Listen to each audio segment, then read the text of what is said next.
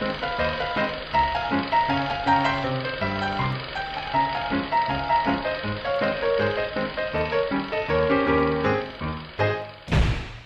I'm Chris Troy, host of St. Clair County RESA's Moment in History, and I'm here in the former location of the former home of one of the most influential people in Port Huron's history, the home of Henry Gordon McMorran.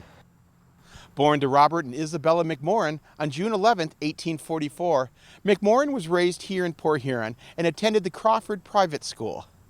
At the age of 19, Henry began to work in the wholesale grocery business, along with operating a grain elevator, which was located on today's site of Desmond Landing. McMorran would go on to be partners with the Port Huron-Sarnia Ferry and general manager of the Port Huron Northwestern Railroad, also a major stockholder in the Mills Transportation Company in 1874. It was during the years of the Port Huron Northwestern Railroad, 1881, that McMorran built a home that would stand on this spot. Known as Deer Lawn, this home reflected the status of a man such as McMorran. Not only did McMorran's business experiences help build him wealth, but political clout as well. For between the years of 1903 through 1913, McMorran served 5 terms in Washington as a Republican congressman of the 7th District, which brought issues affecting counties of Tuscola, Huron, Sanilac, Macomb, and St. Clair to Washington's ears. Henry met his wife, Emma Caroline Williams, in 1864 and was married in 1866. They would go on to have 5 children: Mary Isabel, David Williams, Clara Emma, Charles Frederick, and Emma Josephine. Unfortunately, the McMorrans' first child, Mary Isabel, died when she was 6 in the year 1873. The family called Deer Lawn home until Henry's death in 1929. In 1905, Henry's eldest daughter, Emma Josephine, would go on to marry Andrew J. Murphy, making Murphy not only a business partner of McMorran, but a son-in-law as well.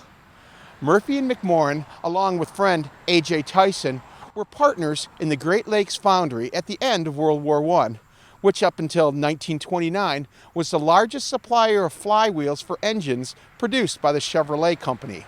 On July 23, 1929, Henry Gordon McMorran passed away, leaving Deer Lawn to his daughter and business partner / son-in-law, Andrew J. Murphy.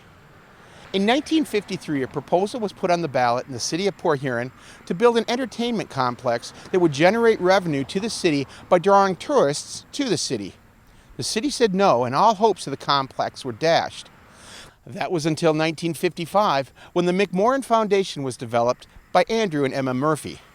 Andrew, Emma, and Emma's sister, Clara McMorran Mackenzie, issued a gift of $1.2 million to the city to build the complex, with the stipulation that it be named after Henry McMorran, a man who started with nothing and rose to fame through his own determination. Emma passed away on the eve of the ribbon cutting of the new complex in 1960.